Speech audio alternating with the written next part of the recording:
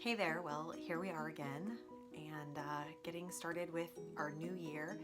I am really excited about this year. I feel like it's, it's that feeling of like a brand new slate, a fresh start. And there's something like about a new year where it's like everything from the past gets washed away and you get a totally blank slate.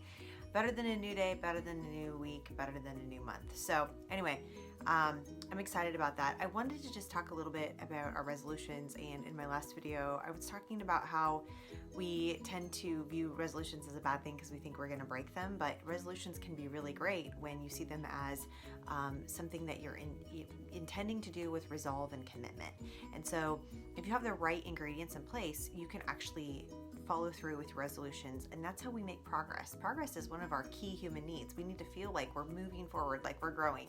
And so it's so important that we're engaged with resolutions and goals, with our dreams, the things that we want to achieve in our lives, because what's interesting is like something that you want to do or achieve in your life isn't just something to check off the box. It's actually a reflection of who you truly are. And so we need progress so that we're constantly becoming more and more our true selves. So this past year, I talked about in my last video how my husband and I, we decided to get serious about our financial independence and really tackling debt. And so we had a pretty regimented lifestyle that we actually stuck with very well for the first half of the year. And then like halfway through the year, we kind of started to like give ourselves a little bit more wiggle room and fell off the wagon. And then what I noticed was that we would keep coming back to our goals. We'd keep like returning to that. And so what was cool, again, I talked about it in my last video, but a resolution can recalibrate you. It sets your standard higher, and it says, well, hey, the way that I was living before, the way I was eating, the way I was working out, the way I was interacting with that person in my life, my key relationships, maybe it's your partner or your kids or whatever, that's not acceptable anymore. I want something more for my life. And so resolutions can not only help you make progress, but they can recalibrate your standards for yourself when you're serious about them.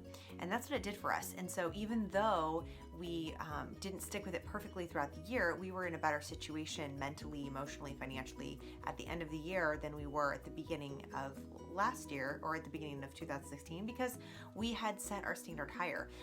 But I want to talk about why it didn't work out for us at different points, and I think sometimes why we give up on our resolutions. And one of the biggest reasons is because we actually don't trust ourselves to follow through. We set a resolution and we like know that we're actually not going to do it. We're like, okay, I'm going to eat salad every day. I'm going to go to the gym, or I'm going to save my money, or I'm going to be nice to my kids, or we're going to do date night with my spouse. And it turns out that we don't do any of those things. We say that we want to make a career change. We want to go back to school. We want to make a move. And whatever it is that we want to do, we don't actually take action on it because inside of ourselves we doubt. We doubt our true selves. We doubt that we're willing to follow through. And so I wanted to offer a couple suggestions for that, because when we doubt ourselves, then it's almost like it's doomed from the beginning. And so we start something, but we know that we're actually not going to follow through.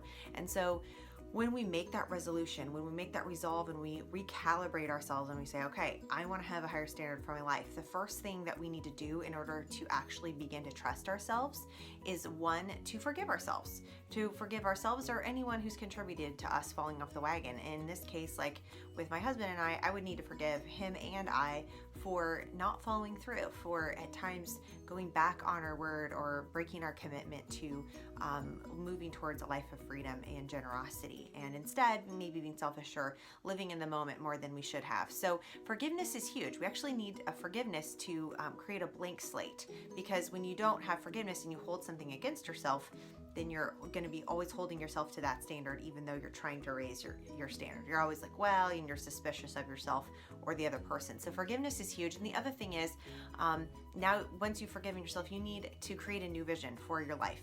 Not just the goal of like, I want to have this much money in the bank, or I want to pay off this much debt, weigh this much, start a new relationship, move to this place. But you need to actually have a very clear vision of yourself. You need to be able to see yourself in that place. See yourself in that place of financial freedom. Visualize yourself in that new career, in that relationship. If you can't see it in your head, you can't hold it in your hand. And so it's so important that you actually be able to take the time to forgive yourself first and create a new vision for yourself, because every time that you think about the goal that you have and how you've broken your word in the past, you have a memory and an image that comes to mind of how you actually failed. And so if you want to create a new experience for yourself and follow through, then you need to be able to imagine yourself succeeding instead of failing. You can imagine yourself failing. You've already failed multiple times probably, which is why you don't want to do this again. But if you can envision yourself succeeding and you can really focus on that, that's going to be huge. So forgiving yourself, creating a new vision for yourself, succeeding, those are huge. And then another key piece of this is a plan. If you don't have a plan, good luck, right? It doesn't need to be super clear. You're not going to know all the details, but having a plan and saying, okay, here are the steps that I'm going to take to make this thing happen. It might be simply, I'm going to go to the gym 3 times a week. And you know, it's like, okay, now that you've done that, how are you going to work that into your schedule? How's that actually going to happen? You want to make a career change, and so you need to go to different classes. You actually have to enroll. You have to save the money to enroll. You have to apply for the student loan, whatever that is. You have to take those steps and make that plan. And a plan works best in community. And that's the third thing that I want to mention is accountability through community. Sometimes our friends, when we ask them, are great at reminding us and encouraging us, but sometimes we actually need people who are doing similar things like us, making a similar change. Sometimes our friends are actually not so good at reminding us because they like don't want it to be awkward, or they know you didn't do any of your work this week. They know you haven't been to the gym in a month. They can tell that you put on like 5 pounds, or that you know you haven't been on the dating site like you said you were going to try to start a relationship, and they don't want to like hassle you. And so those sometimes those friends are not actually the best accountability. So you got to know what your friends are like, but accountability is absolutely huge. It will be the difference for you, make it or break it. And my husband and I had accountability at the beginning of the year with a financial peace class, and then you know throughout the year when the class was over, we didn't have that level of accountability, and so it really does change things. So I've got some information coming out here about a Facebook community that I'm starting. It's called The Leap Year. The Leap Year is a community of people who are taking a leap, who are doing something this year that's been hard, that maybe they failed at in the past, that they've been afraid to do, they've never stepped out. But if you're one of those people, then you're going to find a home with the Leap Year community. And so I'll put a link below where you can sign up for more information as I release that, because that will be opening up really soon. But if you feel like you need a little bit more accountability, or you want help with this forgiveness process, or this visualizing process, or the planning process, we're going to be doing that together in the Leap Year community. It's a free access.